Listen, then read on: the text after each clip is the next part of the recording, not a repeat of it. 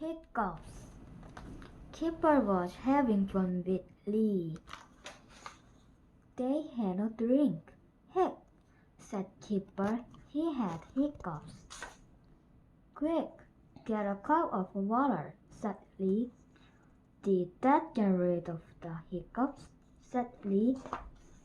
"Heck," said Kipper. "Heck, drinking like this," said Biff. "Did that get rid of them?" said Biff. "Heck," said Kipper. "Try hopping and patting your thumb," said Chip. "Has that got rid of them?" said Chip. "Heck," said Kipper.